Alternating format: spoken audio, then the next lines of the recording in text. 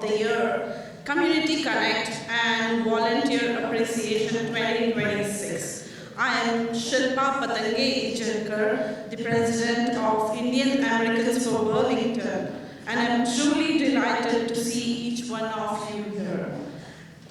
It means a lot, a great deal to witness our community come together, not just to connect, but to engage, learn, and actively participate in shaping the future of Burlington. Indian Americans for Burlington is a community non-profit organization that promotes civic, charitable, community, and educational activities with the goal of bringing together and uniting Burlington residents. On behalf of IAB, I extend a warm welcome to our residents, community members, candidates, volunteers, and our Burlington High School students who have taken time to join us today. Events like this are so important because they create a space for open, respectful, and meaningful dialogue. Whether you have questions, concerns, or ideas, this is your opportunity to speak, to listen, and to be heard. Our community continues to grow, and with that come both opportunity and responsibilities. It's important that we are staying informed, involved, and connected to the local business issues, whether it's development, public services, education, or overall community well-being. This year, we are especially excited to bring a unique dimension to our event by involving Burlington High School debating. Our youth who are truly the future of our community. So big round of applause for our Burlington High School.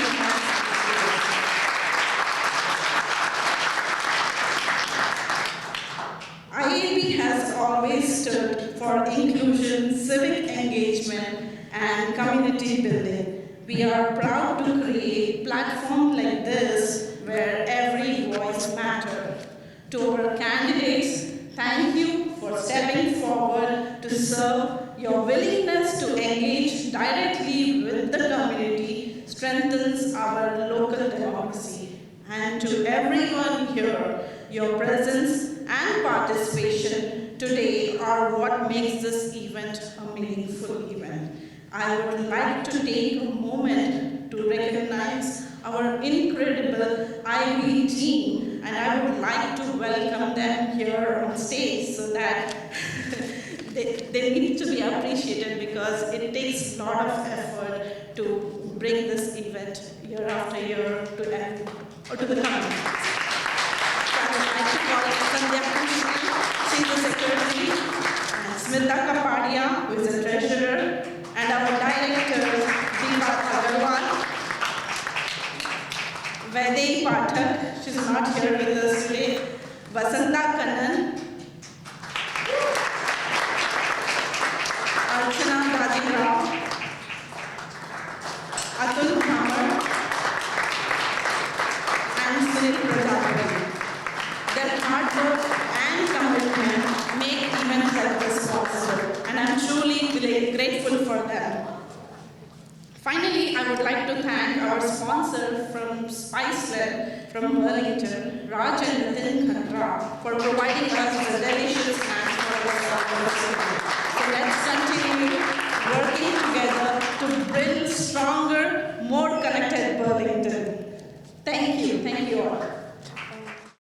And thank you for all being here today. For those who don't know me, I am Sandhya Krishnan. I'm the Secretary of the Indian American Community of Burlington. Events like this are the reason this community itself exists. We all live in Burlington, our kids go to school here, we see each other in grocery stores, and at temple, at school events, but we don't always have the chance to come together like this, talk, ask questions, and really feel connected to the town we are living. And this is the reason we started this Community Connect. The goal is simple: bring the community, the town leaders, and our youth together in one place. And I just want this to sink in. How powerful is this? We have the new generation really caring about the community, and they are brave enough to challenge their town candidates. How powerful is this? And more power to the girls or women power here, because we don't even see a boy here in the debate team. Come on, boys. If you let the women, we will run the world. So this is what we have planned here. First, we will start with a moderated panel discussion with our Burlington town election candidates and also the city members as well. And this is the exciting part. The panel is going to be moderated by the students from the Burlington High School debate team. So today, the students are going to ask these questions, which means the candidates have to be extra prepared and the audience have to be extra well behaved.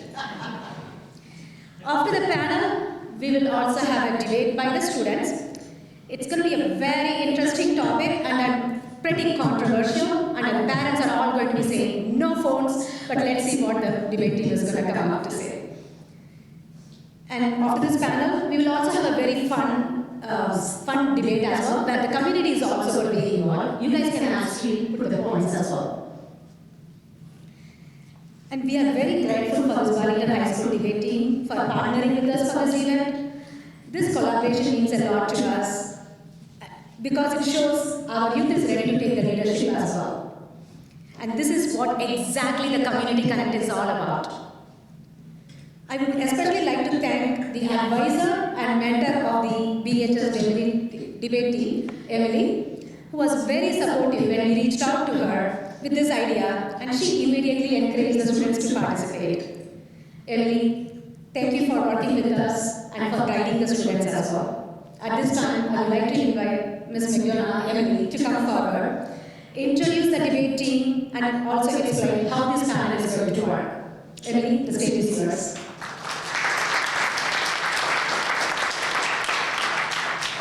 Bond, and I'm running for school committee.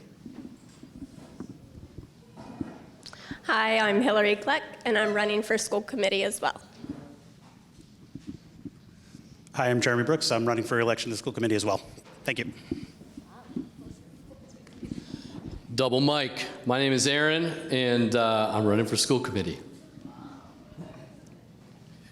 Hi, Jim Tiggis. I am not running for school committee. I'm running for select board. Good afternoon. I'm Jack Kelly. I'm on the ballot as planning board. Hi, everybody. Orysia Hanyashevsky, and I'm running for the Board of Health. Hi, everybody. I'm Cheyenne Bhattacharya. Hello. I'm Cheyenne Bhattacharya. I'm running for town meeting, precinct 1.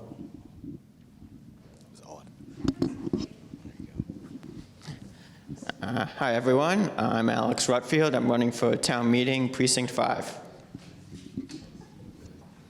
Hi, I'm Adrienne Simeone. I'm running for town meeting, precinct 6. Hi, I'm Jamie Weber. I'm running for precinct 7, town meeting member. Thank you. Hi, my name is Sarah Colley. I'm actually not running for anything. I'm a sitting select board member, but I'll be back here next year, and I'll hopefully be on the ballot then. Hey everyone, my name's Erica McGuire and I'm running for town meeting, precinct 6. Hello, I'm Jennifer Priest. I'm the current town clerk and I'm running again this year for the 5-year seat. Good afternoon, I'm Jason Toppin. I'm running for town meeting, precinct 5. Hi, I'm Sarah Wolinski and I'm running for town meeting, precinct 5. And I'm specifically looking for answers from this side of the room.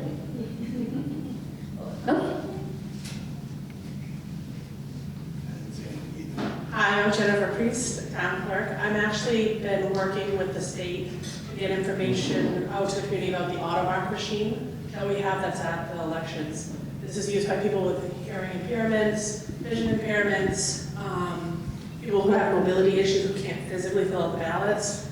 The state has sent me like a test deck that we can load in and practice ballots. And I'm going to start working with the COA lab and a couple other programs to get this out there in the community so people can get familiar with it and not have the stress of it being their actual ballot. Thank you. Would you like to speak? Anyone else? So I'm running for town meeting because I feel that fiscal responsibilities are really important for every community. I've seen a lot of other towns in Massachusetts have issues with their budgets and funding, and I don't want that to be something that ever happens in Burlington. So I think it's really important that every citizen in this town that pays taxes has an understanding of what's going on in town meeting, the items that are being addressed and discussed. And my family runs a business. We're all about saving money. So if it's money that can be saved, if it's money that can be spent in a creative way, it doesn't always have to come out of tax dollars, because that's what keeps our community strong, is when people can afford to live here and spend their money as they choose, not as the government chooses.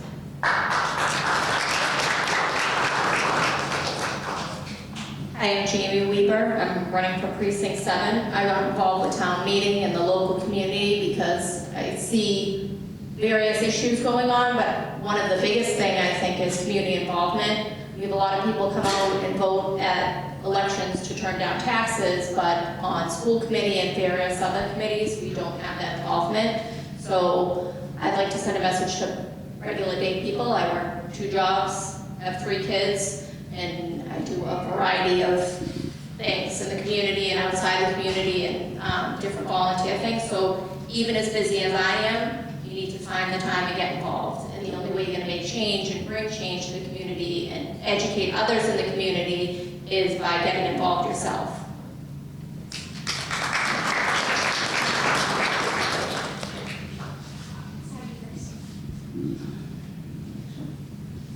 Yeah, my name is Aaron, once again, running for school committee. And one of the things that actually I enjoyed, Jeremy's answer at our BCAT debate. He said, I think they asked a similar one, what was something that you will change? And I enjoyed his answer because he said this is a team effort, and I view the school committee as a team effort. And one of the reasons I'm running, that I feel like I can bring a kind of different perspective. As a father in Burlington of 6 kids, I have a totally different perspective because we homeschool our kids, and we haven't yet engaged fully politically in our town, so this is totally a new thing for me. But I believe that there should be great representation on our school committee that gives our students an opportunity to have decisions made that kind of are balanced. From the progressive-leaning political side and the conservative, and I myself am a conservative and have had concerns presented to me from many parents in our community, and have had concerns myself with the state and the direction that our schools are headed. So I'm running, and I hope to see a great focus and dedication to strong academics in our schools, as well as fiscal responsibility, like Adrian was speaking about, where our tax dollars are going to the right places, and we're creative about our spending and looking at those things. And those are things I feel like I can bring to the table as a school committee member. Thank you. Thank you so much. I'm going to take one more person. Hi, Sarah Walensky. I wanted to talk a little bit about what drew me to serving on town meeting. I think some of the things I bring to the table is I'm a consensus builder, and I have an extremely nonpartisan outlook. One of the first things I do when I get the list of voters from our town clerk is to delete the column in the spreadsheet, which is for party affiliation. I believe I should try to make Burlington a great place to live for all different kinds of people. At work, as a software engineer, I try to come up with solutions that work for different kinds of stakeholders, and I bring that same energy to town meeting. Served 1 term already, and I would love to serve another to continue to make Burlington a wonderful place to live.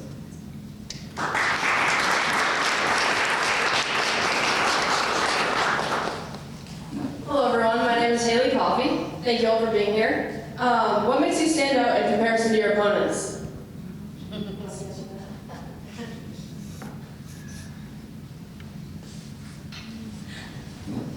Hi, Jeremy Brooks, running for re-election. But again, what I need makes it be apart from my opponents is I deal with budgets, contracts, and building stakeholder engagement every day as product manager. I have a long and successful background during my first tenure on the school committee. I'm bringing the Marshall Simon Field project to building. It was a $5 million project. We're going to come in under budget and have a new facility for the town. I brought a 20-year capital plan to the school committee to help some of our planning for some of these big expenditures like the high school. So I believe my fiscal responsibility, my stakeholder building engagement, and just my all-around accessibility, much like Sarah mentioned, is the thing that draws me apart from my opponents. Thank you.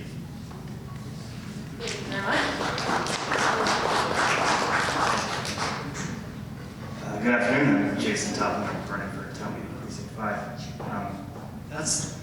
That's a loaded question, isn't it? Right. So what I'm going to say is that for town meeting right now in precinct 5, there's 7 people running for 6 seats, and 3 of us came here today.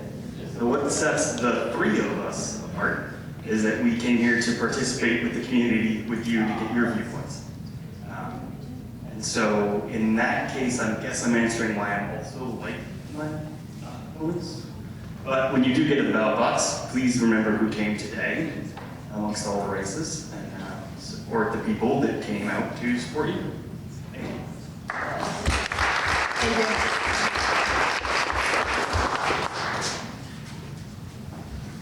Hi everyone, Cheyenne Bhattacharya, running for town meeting precinct 1.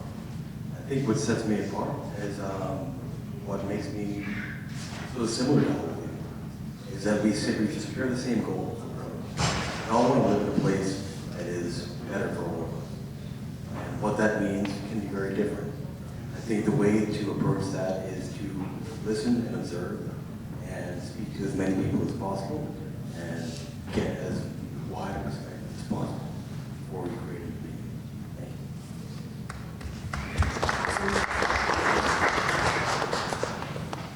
So what sets me apart is that, again, my daughter had gone through the whole school system. She also got into undergraduate school, and now she's getting her PhD in New York at Fordham University. So I feel like, Burlington was a very good base, and I want to continue to set that base. So one of my focuses next will be on science and technology and STEM, and I think we need to get a better program going in place for the elementary schools so that we move into the middle school, that they'll have a better base moving forward. And of course, we need to find a way to improve the labs in our high school, and that's a whole nother subject. When we talk about the high school, we all know that that's been a huge project. Also, I am currently manager of manufacturing and engineering in the defense industry, so I will bring that same focus and accountability to the school committee position.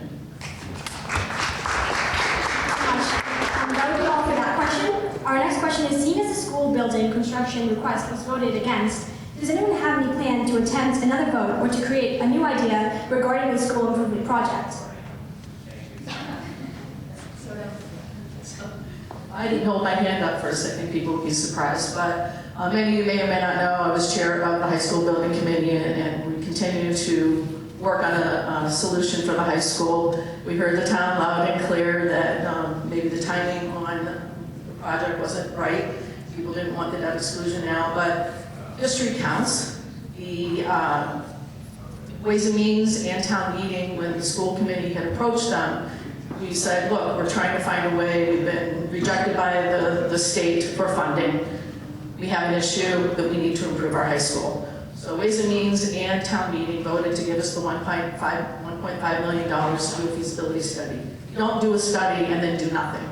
So the only option that we really had was to go to a debt exclusion vote. And like I said, the town spoke loud and clear.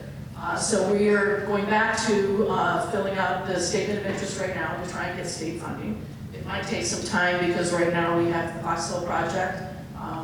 And so they may or may not accept us. Typically they don't let you have 2 projects, but we'll continue to work on it. We also would like to start a subcommittee of our subcommittee because we need to look at a long-term plan. And if we have to look at phasing it, or what do we have to do, we need fresh ideas for people to come in. Every time I speak at a school committee meeting or the building committee meeting, I invite anyone from the community to come in with their their ideas. We just got 2 new members last week, which I'm really excited about, and we'd like to have more. So please reach out to me if you want to be a part of this project, because we're all ears. Thank you. Thank you so much. Anyone else? So, again, I sat on the building committee with Catherine. Again, heard the voters loud and clear. I was pretty clear about, after the vote, what I think we should do. The statement of interest is a great thing to pursue. Again, much like Catherine, I believe it's unlikely at this time. We need to pursue at least the 3 courses of action, one being an addition renovation, phased option, and then a full rebuild. But with the help of the Ways and Means and capital planning process, using the 20-year capital plan, figuring out where that fits in time and space so the voters of the town can clearly understand how this impacts them in a way and then comes to them in a way that they can get behind in a more fiscally responsible way. Thank you. Thank you. Very last of that, does anybody have anything else to say about how this new school and new school improvement will directly affect both current and future students? I've spoken out at a lot of school committee meetings. I personally have a daughter who's a senior in the high school. I had one in private and one in public, and there was a vast difference. I wasn't against the high school. I know the reality is that we need a high school. I would like them to be responsible with the budget, and I would like to focus more on fixing a lot of the academics because they fall short at the high school. And we have many substitutes, we have many teachers leaving in droves, and we do not have pinpoint on why we are not capturing those teachers and keeping them in the district. And I think before we take on a project, we need to correct and fix the things wrong with the school committee and work to improve those, especially the academic part of it. Thank you. My name is Shriya Patel, and I have a question for you for mainly answering running for the precinct. Could you explain the state's MBTA communities law and where Burlington stands on that regarding advantages, disadvantages, and how prepared the town is from an infrastructure and compliance perspective?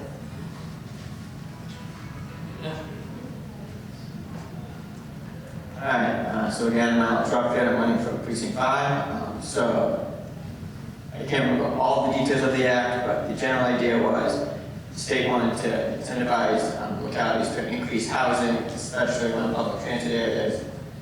They didn't want to get involved in the free market, they didn't want to push anything, so they said we just had to change the zoning to allow it.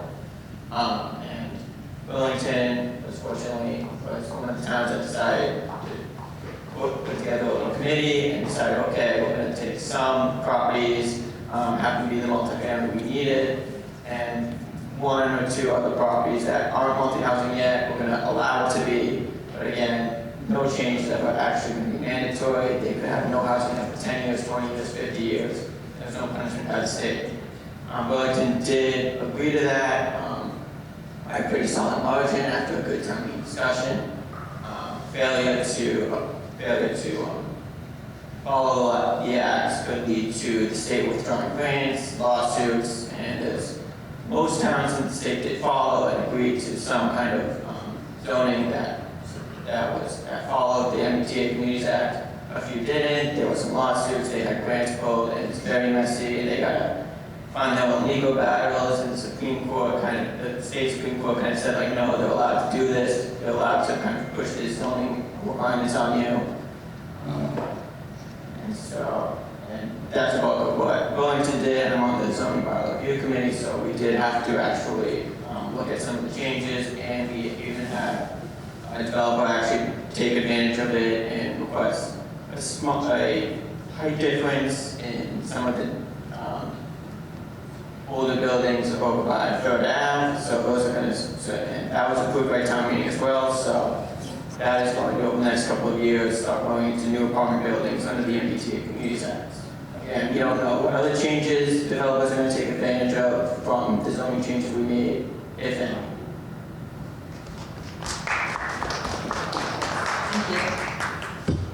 Sarah Walensky, I just want to follow up on what Alex said. I think that Alex and I were both at a economic development summit for the town a couple weeks ago in which we heard loud and clear from the business community how important it is to allow for projects like what we approved at town meeting. That leads to the housing and the vibrancy that then is attractive to businesses in Burlington, which is a challenge. Get those leases signed, and developments like this, which we approve on town meeting, really help with that process. So I'm proud that we were able to be a part of that. Yeah.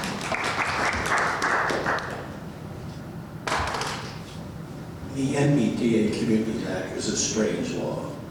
It says that you must zone to allow housing at a certain density. It doesn't say you have to build it. What Burlington did is they designated areas, in some cases, that are already at that zoning or already have high-density housing in there. The new people are applying to join the areas that were rezoned. As mentioned, the North Bloom one on Middlesex Turnpike, and there's currently another application up on Summit in behind the,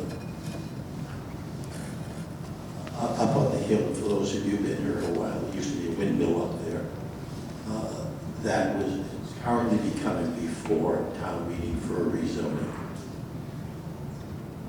Some towns fought it and they're getting sanctioned by the state financially. Burlington was able to designate sufficient space to allow this type of zoning. So we are not under any penalty from the state.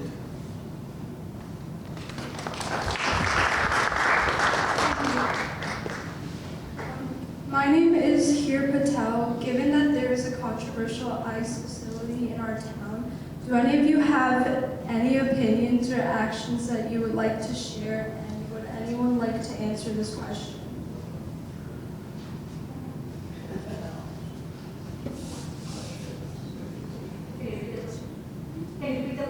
Yeah.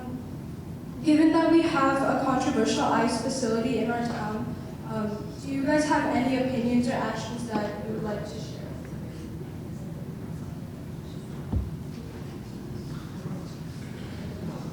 Sarah Walensky again. First, let me begin by mentioning that Jason also was at that commercial real estate summit.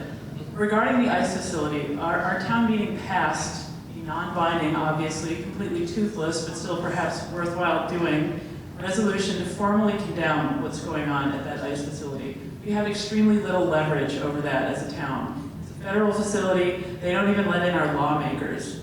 So it's basically a black site from the perspective of town. Whatever you may feel about all the issues involved in this, I think we can all agree we want prisoners to be treated humanely, and we want our United States officials to act with honor and integrity. So people passed this resolution by an overwhelming majority at town meeting. I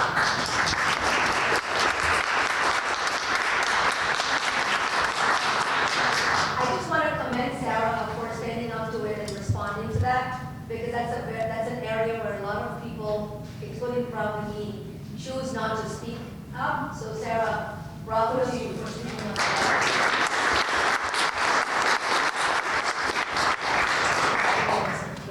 Hi, yeah, I'm gonna tread very lightly. It's obviously a very controversial topic, as was just mentioned. I'm very glad to be represented by town meeting and the non-binding letter that they sent. Obviously, we want everyone treated fairly, and we want everyone to be able to take part in due process, etc. While I have the mic, anybody in here want to raise their hand if they live in Precinct 6? All right, excellent. So there's only one person who raised their hand. I'm running for Precinct 6, and I brought some flyers and mailers. I had a few left over from when I sent them out, so if anyone's interested in any of those, I'd be happy to chat with anybody afterwards. Thank you. Thank you. That's all for that question. Hi, I'm Anjali Rajkumar. I'm part of the VHS debate team. I'm going to be switching the question back to our school curriculum, given the conversation about the education in particular. Our question is, with the current changes to the curriculum, students and teachers have expressed discontentment with the what, why, how agenda and the grading system. Does anyone have a plan to address or change that? Does anyone want to answer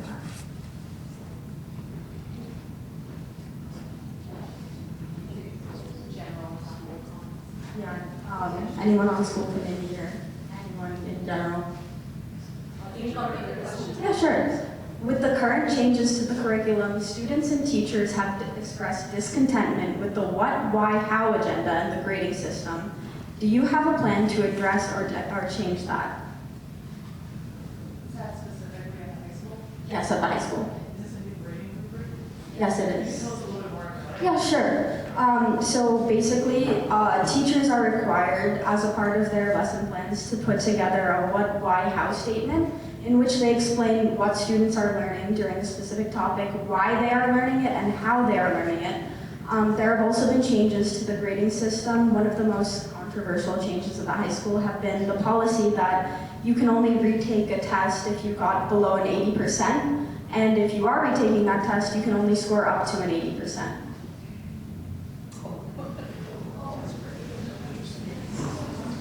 Any comments on that? Okay. Okay, thank you so much. I have a high schooler. She has scored below an 80% on a test before. I don't know if she'd be embarrassed for me to announce that to a room full of people. And she's had the opportunity to do retakes. And the first time I heard about that process, I thought, well, that's fantastic, because she's going to actually learn what she didn't get on the test the first time. So that's great. I'm sure there are other impacts. I'm sure there are kids who want to be able to retake and score higher than an 80, and I get that. But as far as like the whole reason you're at school, and I'm so glad these kids are here, but the whole reason you're at school is to learn. And so if you didn't get it right the first time and you get a chance to retake it, like take that opportunity and learn the material. I think that's a great opportunity. Thank you so much. Anyone else? Yeah, over here. I'm going to echo what you said. I think it is a great opportunity for the students to learn if they get the second chance to look at it. Because if you're not reevaluating what you did or what you could correct, then you're really not learning. You're just taking a test for the sake of taking a test. And I know that some people get nervous when they take tests. People freeze. So by giving a student another opportunity to prove themselves and feel better about themselves, because as you build confidence in the kids and the students, they're going to thrive. And we need to make sure that all of our students thrive.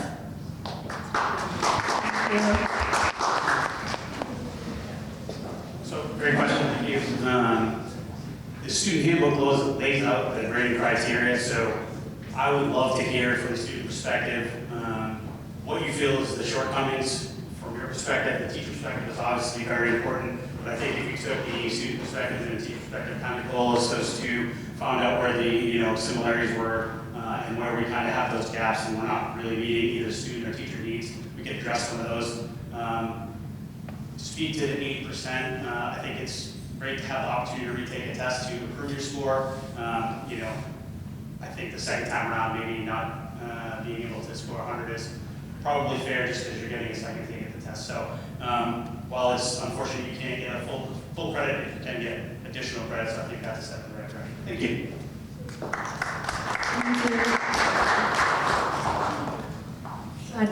We do have a good turnout from the community as well. So we wanted to encourage the community also to ask questions. Anyone interested to ask any question to our town collection members?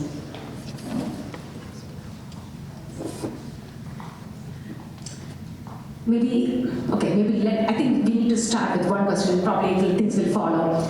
I do have a specific question to Mr. Reeves. Thank you for spamming me with your text messages to vote for you. Thank you. No issues. You mentioned that you're interested in pursuing the freedom for students in the MA education. So what does freedom mean to you? What does freedom mean? Yes. All right. So freedom means everybody gets the same opportunity in school to learn and get a great education. It's pretty simple as that, right? trying to think of when I presented that information to have a little more reference there to answer your question a little more accurately. But yeah, I think it's important that all of our schools, when students come to learn, that they're all treated fairly and equally. So this is the text message. Oh, yes. As a conservative, I'm fighting to protect our kids' freedoms in every education. So I was just curious. Yes. What does freedom mean? That's the question. Yes, absolutely. So yeah, the freedom to come to school and not, be afraid to be put down or bullied for your own, point of view on something. If you like the current president or you don't, or if you like a certain testing or you don't, that students should not fear or be worried about their classmates or teachers coming up against them because of a certain point of view. They're there to learn, and we should keep our focus on academics and protecting those freedoms of every student to come and learn. Every single student, all right? Not just a certain group or the other. We're all coming in equally and fairly. And that's something that I will make sure to protect as a school committee member. Thank you so much. That was a great question. Thank you. Anyone else?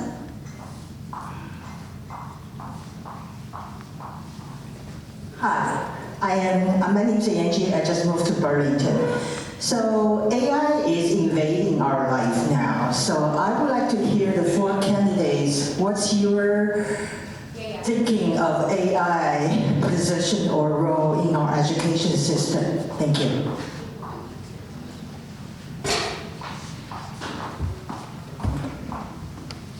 So thank you again for asking about my favorite topic in the world, to talk about technology. Yeah, that's a very big and important problem we have to address in the learning system. I believe it's really a two-pronged approach. Number one, for the educators. So as we look at new curriculum, the Common Live 360, for instance, that we just put up as a warrant article, the thing that drew me to that curriculum was the back-end support for the teachers. The teachers spoke to us after they presented and said, some of the information they get in real time due to the AI tracking that's built into the system. So if students are flipping back and forth between a page, they'll see that 6 or 7 students in the class didn't internalize the material. I think that's very important for teachers. Where I think it's important for students is we have to get our students to have that creativity, that self-thought. So as a supplement to maybe Street for Grammar or something like that, I don't necessarily see a problem. We do have to find a way to curb and ensure students are getting their own original content, their own original ideas, and really shy away from just a lot of the other generation things. However, there are automations that are available to keep students on task, for instance, like letting know assignments are due, letting know those tests coming up, just supplementing and scaffolding where there's students that have needs beyond just what the teacher can provide, maybe to supplement our IEP instruction. There's several pathways that have to be looked at very, very closely to understand how we're going to either supplement and help a student and how we're going to really limit the student's use of AI to get that original content, to ensure that the knowledge base is instilled in the children and they have mastery of skill before they use AI to go ahead and supplement that. Thank you.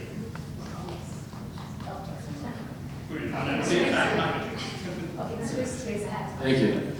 Yeah, that's a great question, Angie. AI is, I think, a great tool. And with anything with technology or anything that we use that can supplement things in our life, we need boundaries in order to use them well. And I think, from our teachers, from any instructors in the school system, we need to show that we should not be afraid of AI first and foremost, but we should also show students how to use it, which like Jeremy is suggesting here, how to use it effectively in our lives so that it's not taking away from our abilities to think and create, but it can kind of, like you said, bring scaffolding and help generate maybe even ideas to push us forward. So I think it can be an incredible tool, but just like anything, it can very easily spiral out of control if we rely on it too much. So creating strong boundaries on when and where and how to use AI technology in the school system is really important. I'm a firm believer in paper and pencil and writing and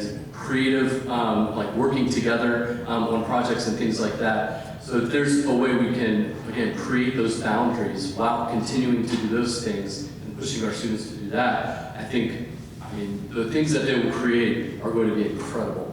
So, yeah. So I have a follow-up question on that. beautiful. Okay, 1 second. Bonds want to answer, then you can go ahead. Yeah. So I think we all agree that AI is here to stay. And I think that, again, it's important for us to teach our students how to use it responsibly. It shouldn't be the thing we use to write our paper originally or whatever project we're doing. It's something to enhance what you've done. I think that our teachers need to make sure that they get our students to think about the reasoning, evaluating, questioning, checking your facts, and making sure that you're discussing with other people so that you're putting out a good assignment that you can be proud of, and knowing that you did it honestly. It's a very interesting question, so that's why we are allowing the answers as well. But we are running late, so let's please keep it short. Very quickly, we had a question about the 80% passing and 80% if you take the test again. Second mark. What is more important to you as students? And I direct this to you. Sorry. Would you prefer to get a higher grade on the test, or would you prefer to demonstrate higher proficiency in the subject?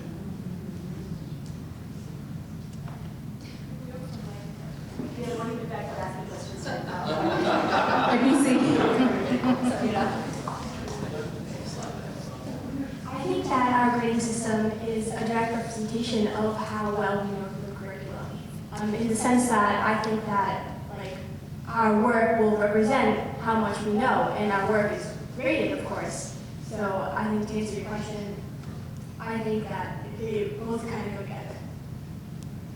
And also the new grading system also implements percentages, so a certain amount of your grade is dedicated toward summative assessments for those grades that the only ones you can retake. And so given that these summative assessments are so weighted and they matter so much to our grades, the only way to get a good grade and thus get into a better college and just set you up for life is so dependent on one grade that if we would focus on just learning, it wouldn't set us up for the future. Great answer. Nice, Ms. Bacteria. I think we put the onus on them. So there is one more person who wanted to ask a question.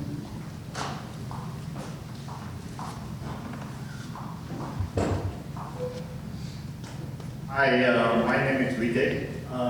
This is a follow-up on the AI topic.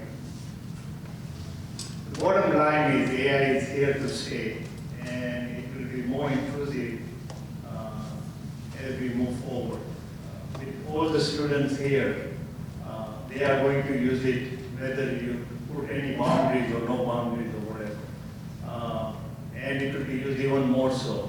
So the question I have is, are we preparing our youth from an oral perspective? This is a school committee question. Are we preparing them to come up and talk orally about the subject that they just picked up? Because that's going to be how much they have really learned. Otherwise, I can just go and put something in ChatGPT and generate an essay. It will also review it for me and do everything for me. But without putting an oral exam in place, I think our future is not going to be that great. So that means we have to create our youth who can come, stand up, tell a good story, or be able to debate and be able to answer those questions that they're asking. Obviously, it's a subjective matter, but we have to prepare the teachers, because the teachers are not used to doing that, and we have to prepare our students. So I think something to think about and something to move forward. Great question, by the way. I think it is all about the curriculum. So let me. Maybe I just quickly add just one comment to that because that was beautiful. My name is Rajni Saidal and I was curious as to do the teachers or is there out there training for the teachers to change AI from a problem into an opportunity? People are always viewing AI as a problem, but it's a tremendous opportunity if the teaching method can be changed. So kind of adding to that, and is the school committee having some funds for it? Are there training programs? That's all. Adding to that, we do have a fun debate topic where the community is also going to be participating. Is AI going to be useful for the community or not? So we will have a very interesting topic on that. I think Mr. Brooks and Mr. Bhattacharya also. Okay, 3 answers. So, speaking to the first gentleman's point, yes, I believe that's a great idea to have an oral component to the classroom. To kind of scaffold and remove that ability to just go ahead and generate something and turn it in. So that in-person, very much manual presentation is a great way to overcome that. To your point, we do have some curriculum instituted with the computer science pathways where we're really giving kids a lot more digital literacy. I think with the robotics programs now being brought down to, I believe it's kindergarten level, I know it's an elementary school. I think reinforcing that digital literacy and the appropriate use of it, just like any tool, needs to be really, really focused on in the curriculum as we introduce these tools, giving them, proper left and right limits of, hey, this is how this is used, this is the way to use it properly. And the standards, if they try to use it in an incorrect manner, again, it's one of those things with a very give and take. And I just want to step back 1 second for the student there that said the summative tests are too weighted. So if we over-index on a particular area for weighting, that's something I'd love to dig into. If you can email me, email the school committee, that's something we would love to talk about. Maybe we'll fix in the next year's handbook and maybe try to draft some change. I appreciate that. That was a great point.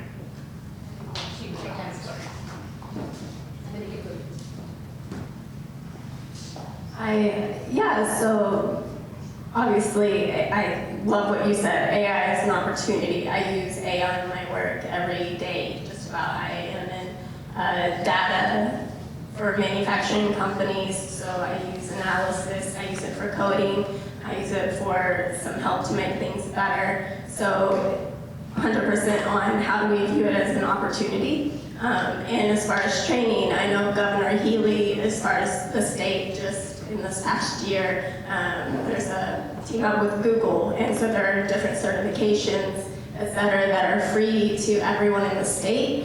And I know BHS or EPS really has a AI policy right now, so I am anxious to learn more and be involved in having AI as a way to improve our schools, help teachers. I mean, I use it to save time in so many repetitive tasks. Like, we shouldn't just put it aside by any means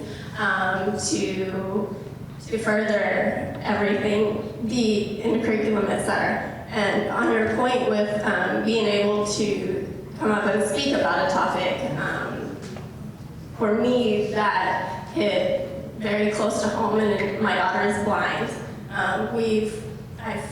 We moved here actually for the education and the medical support at Boston Children's Hospital. So when I think about all the things that we've had to do throughout her life, she's 21, she was born blind. So being able to take something, and everyone has their different strengths and challenges. So AI is such a tool in giving the opportunity to students, to professionals, and we should be preparing our students in every way possible to take opportunity and take advantage of that for their future, for our community, for the world. So being able to, and I'm learning more of your question earlier, with the curriculum and the test taking, I was not up to speed on that, so I apologize. But if we shouldn't rely on one method, one test score, or just test scores. We should have different ways to show we know what we know. So whether that's oral presentation, multimedia projects, sound.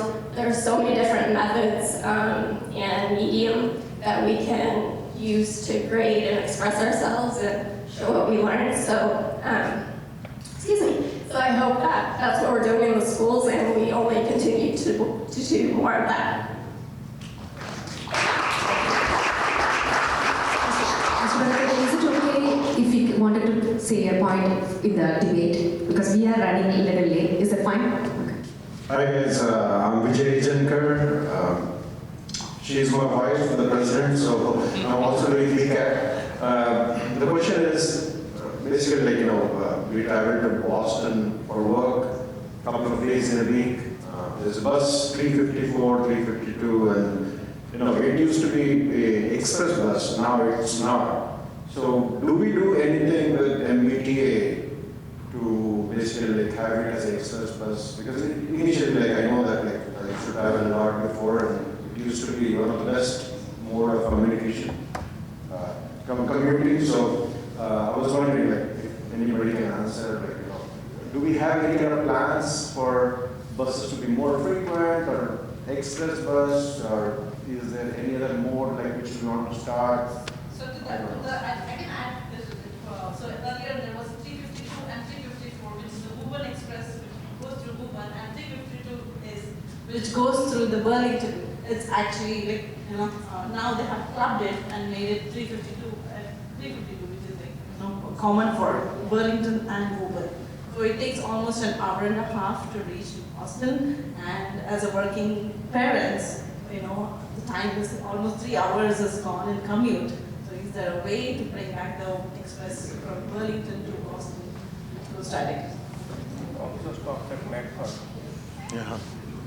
I'm not sure if there's a way, but MBTA kind of dictates to us what they're going to do, because it's their buses, their drivers, their employees. Scott, if you have any just chime in, because we can try to find out, but I don't think we can. Again, it's similar to the MBTA communities. They tell us what to do. We can ask. 3A, are we doing a 3A? People thought I was saying we don't want them. Whether you liked it or not, we had no control over it. State owned. So the state does what the state does. We can always ask. Doesn't mean they're going to comply, but we can always ask. I think it's a better idea to ask, because I understand, a lot of parents who are commuting through the commuter have, they're spending their time, instead of spending that time, with the kids, they're spending. Can you send that question to the select? Absolutely, yeah, we'll do that. Thank you. Believe it or not, I actually sat on the transportation committee for a while, several years ago, so things have probably changed, but you're very, spoke the truth as far as what the state does. But they do go through and reevaluate these routes, and they look at it, and like we all know, it's cost and who and how many people are on that bus. So when they eliminate a route, it's because it's more cost effective for them. But as a community, we can continue to talk to them and tell them how important it is to add a route. So again, speak up and be a part of that discussion next time we have an opportunity to do that. Thank you. I think that there are almost 42 stops to reach to Boston. Yes. Please. I think we briefly talked about this at the beginning when we're having a little social hour, but we do have state and local reps. So the select board is a good resource. Also reaching out to Ken Gordon and Cindy Freeman, and more people who speak up about it, the more they're going to hear you. So reach out to your elected officials and let them know that there's an issue and that you need some support in that area. Thank you, Mr. I think it's very important to address this, because it's going to bring more people into the community, and the community will also be able to go multiple places to work. So we're going to do a 1-minute opening statement each side, and then they will go back and forth and do something different. All right. So take your seats, please. Just feel free to quietly whisper to your neighbor who won't stop you. All right, Samira. Thank you. We are the affirmative for schools should keep phones in classes. So to start, do you have a phone with you right now? Do you ever feel a sense of dread when you realize your pockets feel strangely empty and you suddenly can't remember where your phone is? Phones in school should not be taken away from students during their classes. They're necessary for students for a variety of reasons, including recreation, communication, and learning digital citizenship. And allowing students to have phones in school encourages them to participate in their community, practice discipline, and independence by choosing not to distract themselves during class. This is an important skill in the real world as well, involving the balance of work and social life.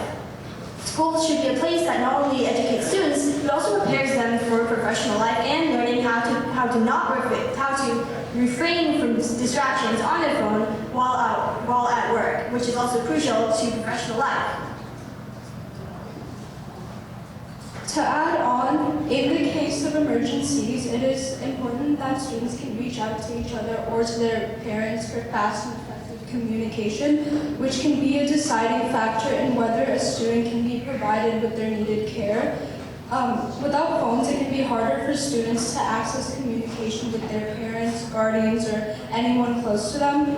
But besides learning about independence, students can also bond over and quickly share experiences in school over social media, capturing memorable moments and establishing a sense of connection that wouldn't be possible without social media and phones connecting members in a student body that might not always interact.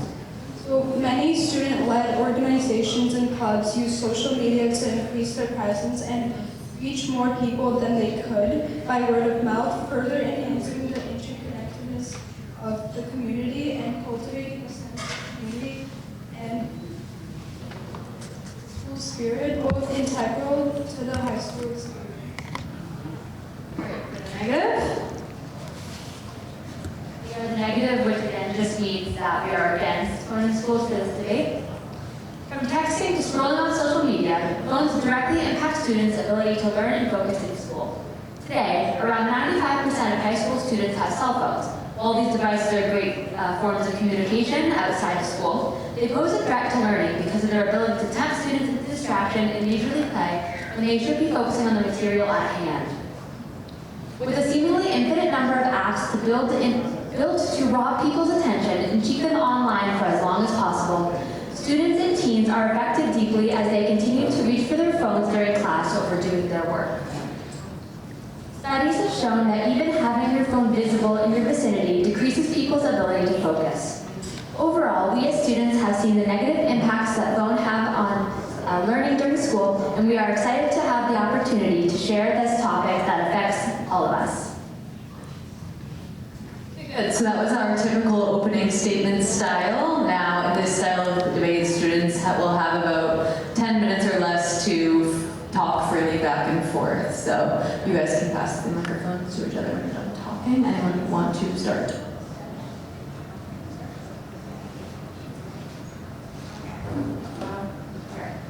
A main concern, not only held by students but by parents, is communicating with their children. School takes children away from their parents for 6 hours every day, sometimes more if that's involved in extracurriculars. A survey conducted by the National Parents Union actually found that 78% of parents were concerned about not being able to communicate with their children in case of an emergency at school, and with the increased cases of school violence, that is an increasingly more realistic worry that a lot of people have. And that is not addressed by removing students' ability to initiate communication with their parents, which they would have if they were allowed to use their phones.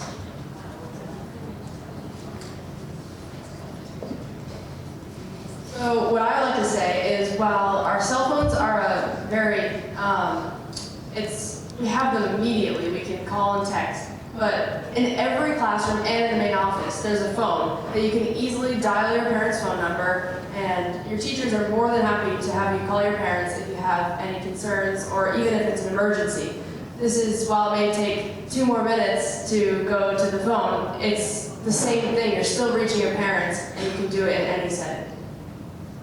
Also, in the case of emergencies, schools are designed to have that teacher teacher act as if your parental or guardian role in those types of emergencies, and they are specifically trained for those types of violent things that occur, unfortunately, at schools now. So you don't necessarily need your phone to communicate with your parents, because eventually it will get around and information will spread.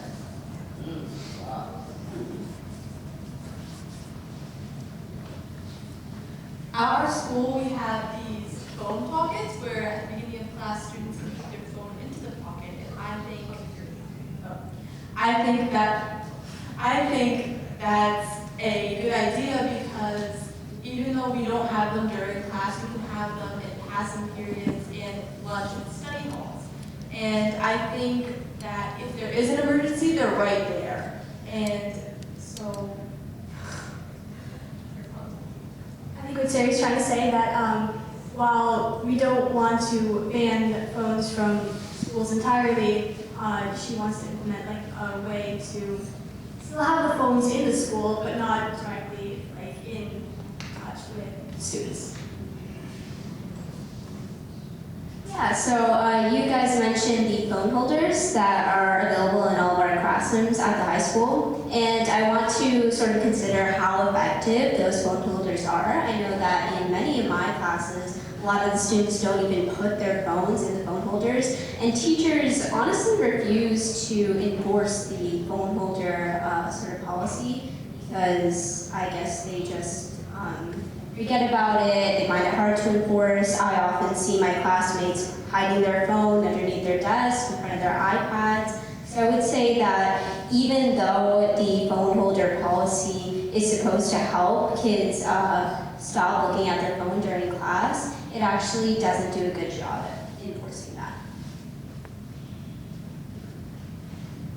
I think that that's a direct reflection of teachers and maybe how how teachers are taught to handle these situations, and how there should be more of a direct rule or agenda to be like, oh, once you come in on your phone, you're gonna send a number, and so that also gives the opportunity for kids to have their phones in passing periods and study halls and in case of emergency as well. I also think that shows how difficult it is for teachers to police kids on not using their cell phone. It can take away from learning instead of focusing on more learning, which can also be a distraction. If they're trying to help kids not be on their phone, it kind of is a distraction instead of the phone itself. In terms of study halls, a lot of people like to go to the library. We have two. And we have the upper library and we have the lower library. The lower library isn't really supervised by anyone. So if an emergency were to happen, you would need your phone, because everyone has an assigned study hall teacher, but because everyone goes to the library or leave school or wanders in the hallway, I think that the librarians, we have two librarians in the upper library, so they wouldn't be able to contact everyone's parents in case something happens. So at least if there's a huge restriction on phones being used at school, at least we should have them during study halls, because you never really know what happens when you're in the study hall. I remember being in the library for a completely different reason. It was a counselor-led meeting, and a fire alarm went off. A fire alarm went off. If it was a study hall, I would have to contact my parents and let them know what will happen.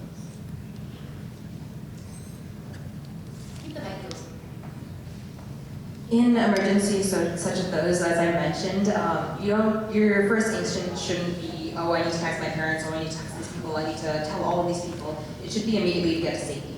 And when you're doing that, it doesn't immediately mean taking out your phone and texting somebody, and especially because teachers, and I'm sure in the library they have them too, under their desk they have a button and they can alert police forces and other safety things to help them. And then once those people are alerted and everyone sees police vehicles, any law enforcement going to the high school, I'm sure it will probably be on the news and your parents will learn about it. And I'm also sure that once that button is pressed, it sends an email to the superintendent, and all teachers in other schools get alerted as well. So those teachers can then reach out to your parents and send collective emails to all of them. So I don't necessarily think that you need to talk to them, and I think that the first thing is to be safe. Let's do one minute. Also, Yes, I also want to add on to that point. Whenever I'm in school and I do have access to my phone, oftentimes I'm unable to text my parents or call my parents because of our school Wi-Fi. And so I feel as though I've been in multiple fire drills and drills in general for school safety, and I feel as though even if we had our phones on hand, it's very likely that we wouldn't even be able to reach out to our parents because of our Wi-Fi issues at school. Returning to your point on it not being necessary to contact parents during an emergency, I would disagree with that. If I was a parent and let's say there was a lockdown at the school, would you want to hear about that lockdown from the police force on the news, or would you want to hear about it from your student, right? I think what would be more reassuring than a reporter telling you that your child's school just got, it was under threat. I think what would be more reassuring is a text from your kid like, hey, there was a drill or there was an emergency, but I just wanted to let you know I'm safe. So I think what the anti-phone policy dismisses is the need for communication and safety between parents and students. And in an emergency, I'm sure there's going to be 50 people lining up outside the main office to use the one phone we have there, all to talk to each of their parents. So not only is it extremely ineffective, but it's also blocking communication between parents and students that, feels like the biggest priority in a tense situation, in a situation where everyone's scared and confused and worried. Okay, so in a usual debate format, students then get a minute or so on their own to kind of recover what was said and to form a closing statement. So we'll take about 30 seconds, 1 minute now. You guys can talk amongst yourselves, come up with your closing. Yes, yeah. So when they are coming up with their closing statement, I think most of you here are the parents. So maybe a question to you. So please raise your hands if you think that the kids should be having their phones in their hands in the school. How many of you would like to have the kids, have the phone? 2, 3, 4, maybe 4.5, 5.5 now. Okay. So how many of you do not want the kids to have their phones in their school? That's a big. I'm pretty sure. Hopefully these kids can maybe take a pointer here. This many people doesn't want the kids to have phones in the school. Okay, just. I'm getting you guys more points because obviously as a parent who is a college student right now, I wanted them to have a phone, but that doesn't mean 24/7, every single minute. I don't think that it's needed. And what did we do before? Maybe, yes, I'm going to sound like an old lady here, but what did we do 20 years or 30 years back? Kids went to school. Okay. When they had the free time, they said they could put the phone in the whatever phone pocket and then take it out. That means they're missing on the eye contact and that social time with the friends, right? They want to eat the lunch together, snacks together, whatever. So you're robbing them of the social time on the screen. Very valid point, Nidhi. Okay. Yes. All right. So we will now do 1 minute closing statements. I'll let you know when your time is up, you guys. Okay. Oh. Okay. So our side. So that you can address the company picture. Oh, sure. So our side, we firmly believe that phones should be allowed in schools and that students should be allowed to keep them. We believe that requiring students to use one phone or 2 phones is severely limiting. It limits communication. It prevents students from getting in touch with their parents and their loved ones when, in an emergency, that's one of the most important things that people are looking for. It also treats 14, 15, 16, 17-year-olds as like toddlers We should learn how to stay off of our phones. We should learn to take accountability. If you're scrolling on social media during a class, that is your problem, not the teacher's problem. We believe it cultivates a sense of independence. It also cultivates community. The VHS debate team also has an Instagram account, shameless plug. And we use that to communicate with our school, to communicate with each other, to get people to come to events like these. So not only does it foster a sense of community, having social media and phones in school, but it also allows people, it also allows students to take charge of their learning, which I think is, in the end, that's what school is for. It's not for teaching facts, it's for teaching us how to live in the real world. Because when you get an office job, no one's making you put your phone in a cell phone holder. Thank you.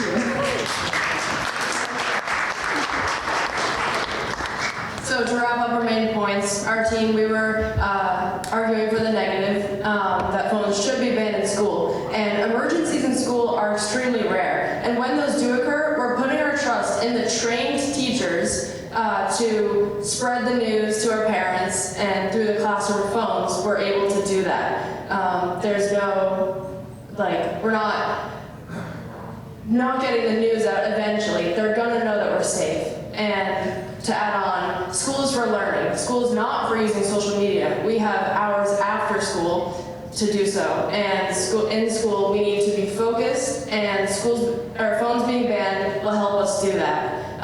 We didn't get to our other points, but our students' mental health is extremely impacted, and 90% of teachers are already worried about students' mental health, and adding phones to that mix, all these factors that are contributing to that, is only going to make it worse. So phones being banned in school is undoubtedly the right choice.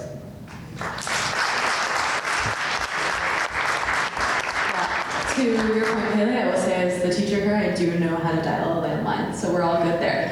All right, should we do a community vote on which side do we want to award the winner today? Let's do it by applause. Don't be offended, it's okay. All right, so for our affirmative here, phones should not be banned in schools. Applause if you think they have it. Our negative here, phones should be banned in schools. Close. It's close, but I'm going to agree that this side takes it. Good job, guys. I don't know. How do you figure that out? There it is.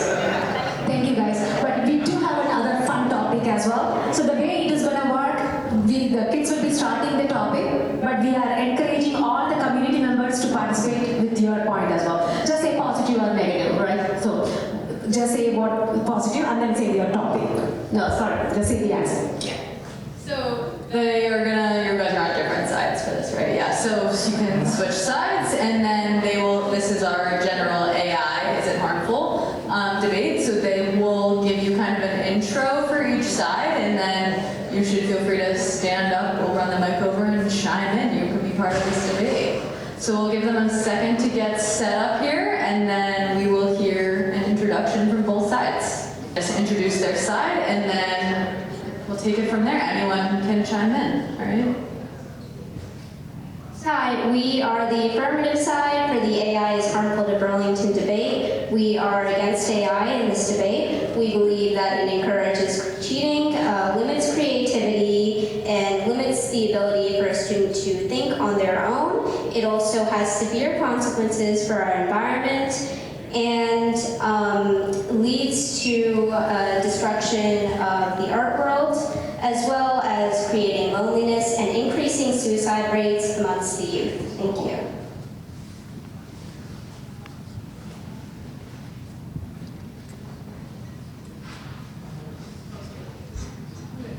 So I think that AI can be beneficial because it offers concrete explanations on difficult topics. Sometimes for students it can be hard to get help or get answers to questions that are really detailed, really specific. If you Google it, you might not get it in that box that gives you the answer right away. Sometimes you have to like dig for the answer, and that takes way more time than just asking AI. AI can also be trained to like not help students cheat on their work. Sometimes you might not know how to handle a difficult decision with your friends or like answer it in email, so it can help you in like a surface level way. It obviously can't replace like a teacher or a therapist. And I guess it can also like handle all kinds of situations because it comes from like an objective perspective. It uses like a lot of sources to like generate an answer in like less than a second. So overall, we're arguing that AI is an amazing opportunity and a technological advancement that is going to push society further and keep us going in the next years. Okay, we can start now then. So feel free to stand up, raise your hand if you want to chime in, or you can even, yeah, perfect. I'll give it on her.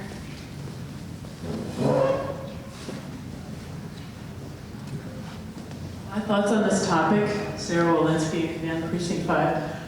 First of all, I work with AI chatbots for my work. I mean, that's what I do, so this pays the bills for us. I literally am incented to love AI, but I do have concerns, especially for you young people, that it allows one to, let's just say, avoid the real labor of thinking, that there's a temptation to do cognitive offloading, where we're no longer just asking AI to polish up what we worked hard to think of, but we're asking it to do the thinking in the first place. What happens to our brains if we never force ourselves that productive struggle of learning something hard, coming up with what do I really think about this? Not just think like, oh, yeah, that's cool, that makes sense, yep, and then, you know, cleaning up the edges a little bit. That's just so tempting with AI. That's what worries me.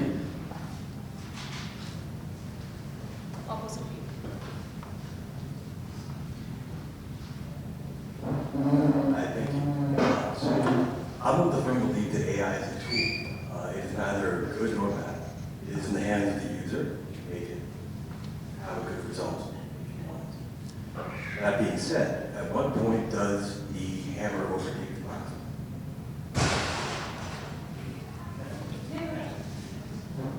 Just one comment I had too is I'd really be interested to hear your perspective of as automation continues, as automation progresses, as more things in your life are automated, how comfortable are you with the human on the loop, in the loop, or adjacent to the loop, and how do you rectify where those should stand and in what systems?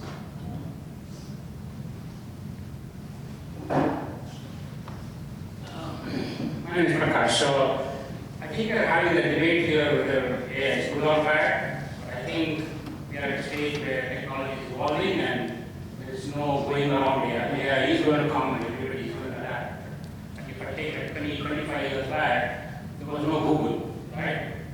We have learned to live with Google for 20 years. Students still use them, my kids use Google for searching things, but what needs to happen is when AI is coming in, we need to have guardrails around how to use AI in a restrictive manner for students, for workplace environments. Like in workplace, we have restrictive AI, we're not allowed to do Copilot or ChatGPT.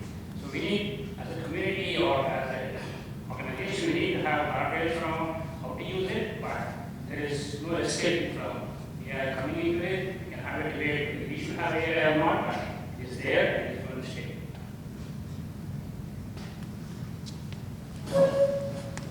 My concern, and one of the students brought it up, is mental health. And I don't think AI should be used as a substitute for trying to fix your mental health issues. We all have anxiety, we all have things that we need to learn how to deal with, and asking the question of AI is not going to be a substitute for actually talking to a real therapist, talking to a parent, or talking to someone in your family or friends that you respect and can get a really good real life feedback. So I really get concerned. I know that there are college students, I know that there are younger people who do use AI to try and solve those problems, and that really scares me that they're not reaching out to the right people. So we've got to find a way to put some sort of a bug policy, whatever it is, in place to make sure that kids understand the danger of that. Again, you can do away little bit of initial research, but don't talk about Google, my name, to an encyclopedia. But if you're really suffering, you need to make sure that we guide them to go to the right people. Sorry. I think it might be interesting to hear from you guys. What instances of AI usage have you seen at school, positive or negative? Like how have you actually already seen it impact you, Sarah? So much cheating. I've seen people just copy and pasting questions that they're supposed to answer into AI and copy and pasting that answer back into their worksheet or whatever. And this is really impactful to how they think, because now the first step that they're going to have is a question is to ask AI instead of actually accumulating an answer for themselves.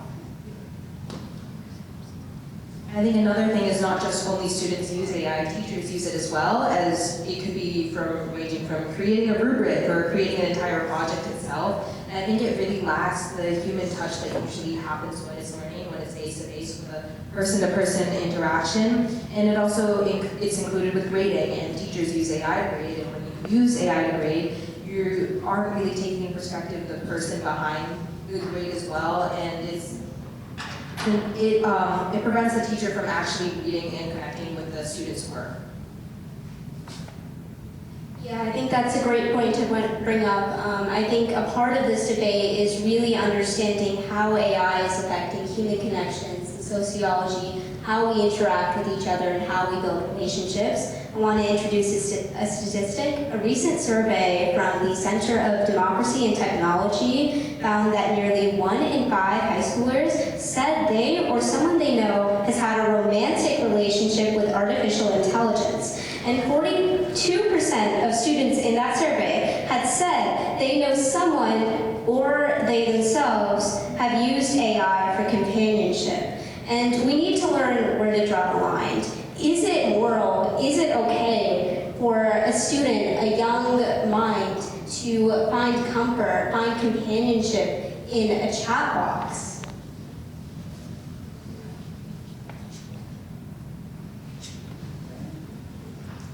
I also wanted to say that AI can be good if you know how to use it.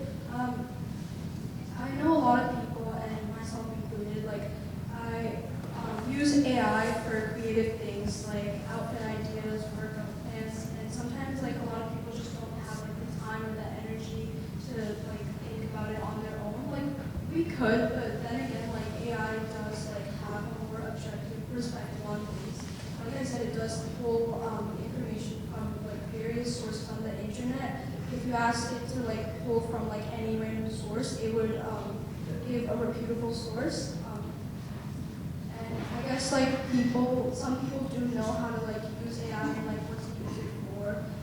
You can be careful with using AI. And even though it's good to think for yourself, a lot of people just use it to be creative or on their true style.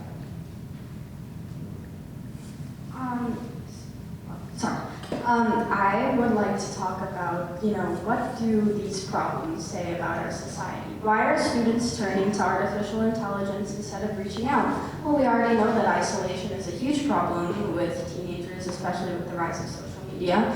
But I don't think that AI can be blamed for all of these things or called destructive.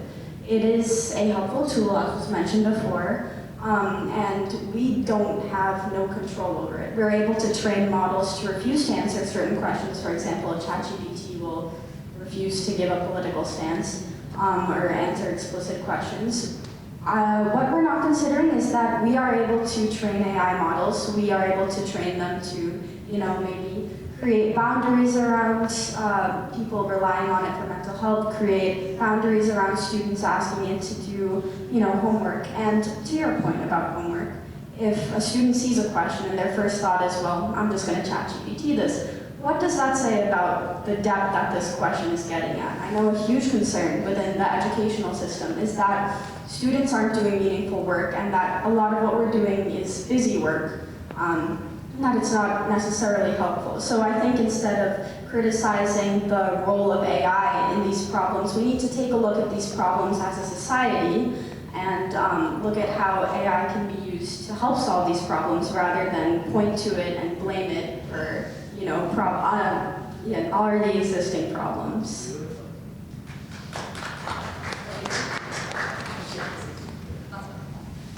I guess building off of that point, like we were saying about society handling these issues as a whole, because AI is not this wild animal that cannot be controlled. We created AI, and it's supposed to be a helpful tool for us. So I think that as people, we have a responsibility to choose how we want to use AI. And AI doesn't control our lives. And as students, we have the opportunity not to use AI. We don't have to use it if we don't want to. And as it innovates things in healthcare, in math, and all of these fields, we're going to have to learn to communicate with AI in a way that's helpful for us, because I think it's here to stay. And as we innovate, we need to take our own responsibility as people to use it as a productive tool. And I think that we shouldn't blame AI for the things that people themselves are doing, and really just choose to use it responsibly.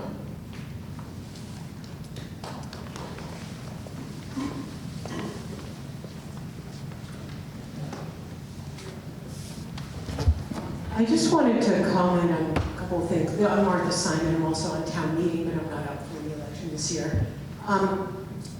There's a couple of comments that people have made, and I think that a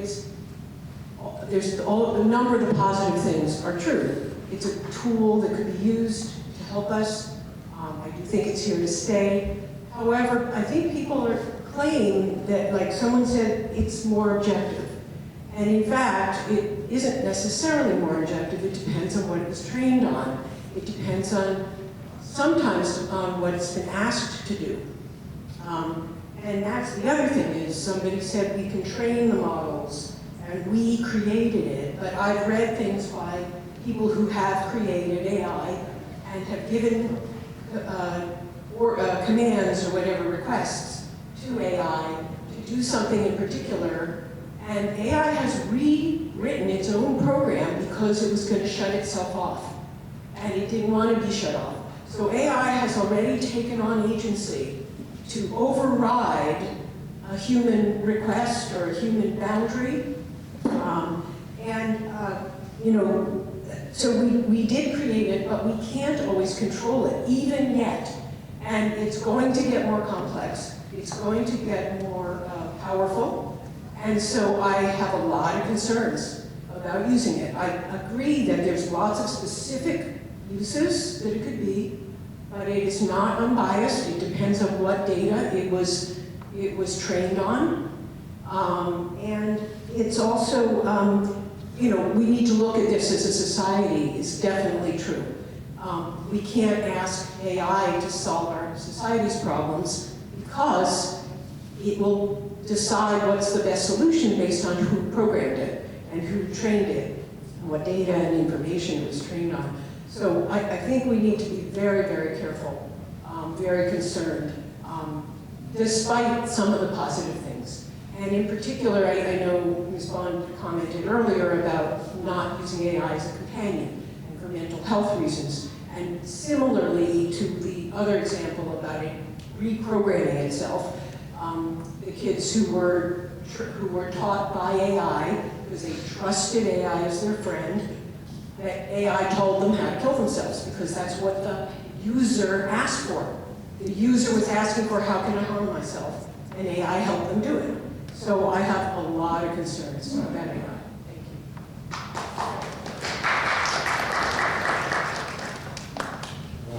You bring up so many good points with that statement. Thank you. One thing I wanted to kind of add to the conversation with this, and with AI, much like anything, if we call it a tool, much like we would call a vehicle a tool, or our money as a tool, these things I don't think are inherently evil or good, but it's how we approach them with the values that are instilled in us through our parents and through our families and through our religions.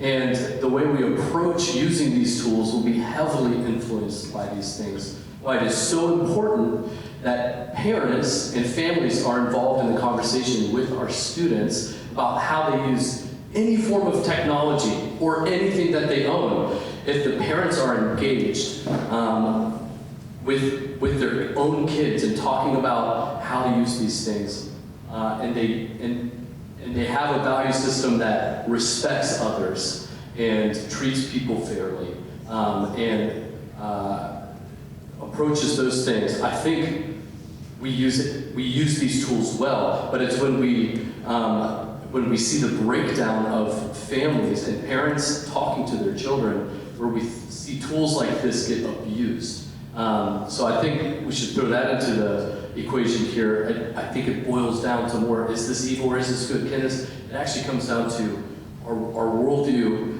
that we're receiving from our parents, and from our families, and how that impacts how we use these tools.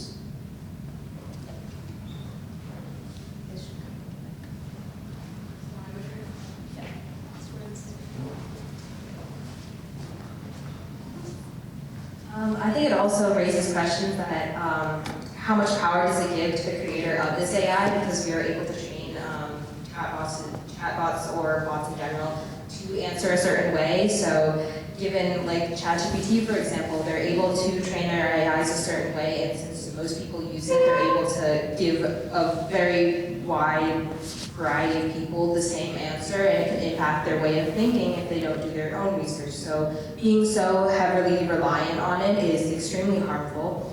In addition, it's extremely harmful to our environment, because when you have the generators that they use, it quickly heats up, and using water to cool it down causes thermal pollution, which is harmful to the environment. And we do use it in many other ways to generate, use things, but it's extremely harmful, so it makes the whole tool aspect of it harmful in general.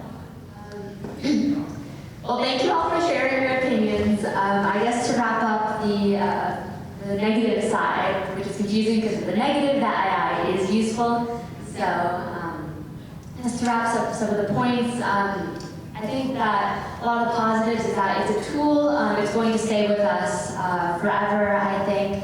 And as AI grows, with people, I think, need to learn how to use it and grow our understanding of AI. It's going to be very important in our lives and in technological innovation. So I think that we as a society have a responsibility to kind of educate ourselves on this topic, and we're very glad that we could share all your opinions on it and to kind of educate ourselves here today in a way about it. So I'm going to hand this over to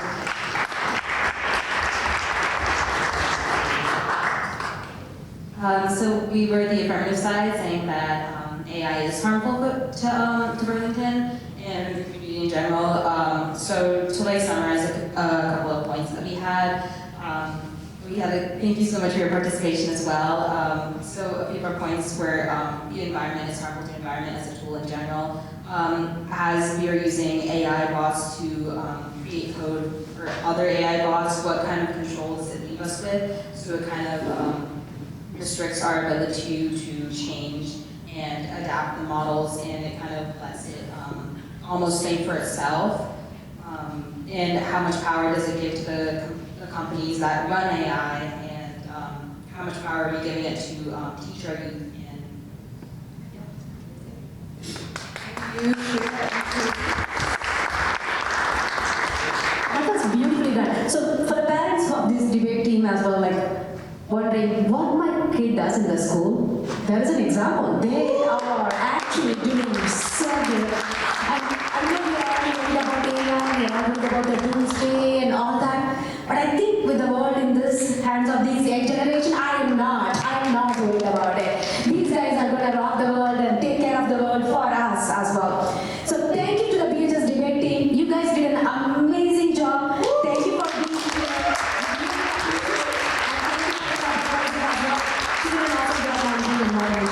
So let's just acknowledge their work with their certifications for them. Okay. And thanks, Ms. Emily, for stepping up with us, for doing this. Yeah. Teresa? Anju? Shreya Patel?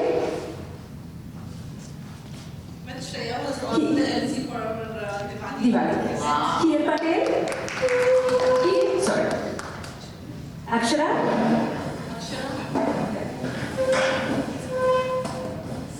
Saran.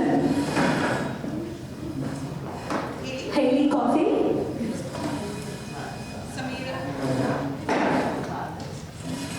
Please give it up for this awesome group as well.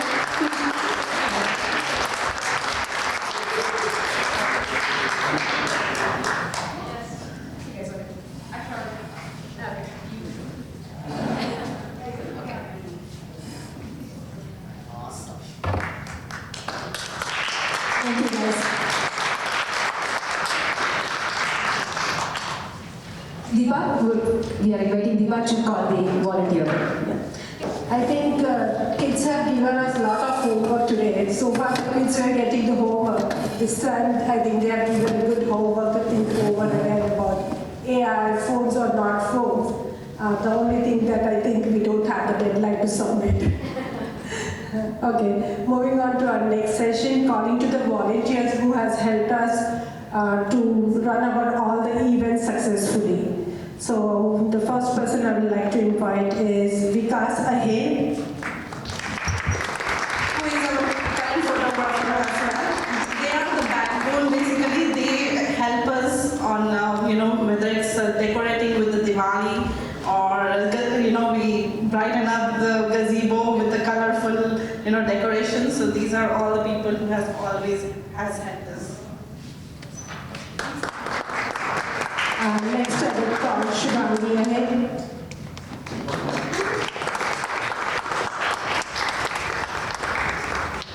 Shriya Patel.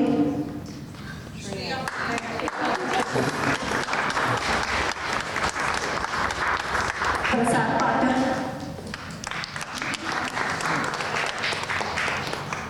Sabah.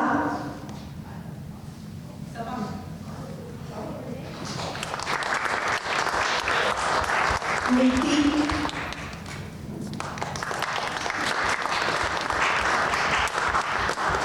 Dinesh Agrawal.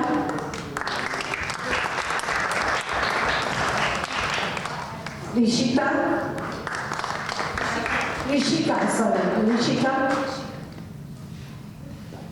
Akshara.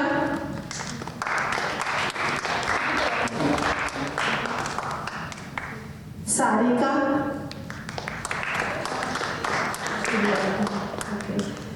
Next is Sara.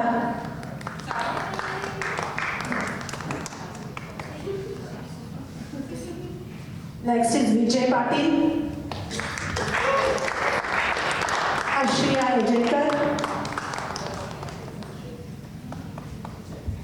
Sai.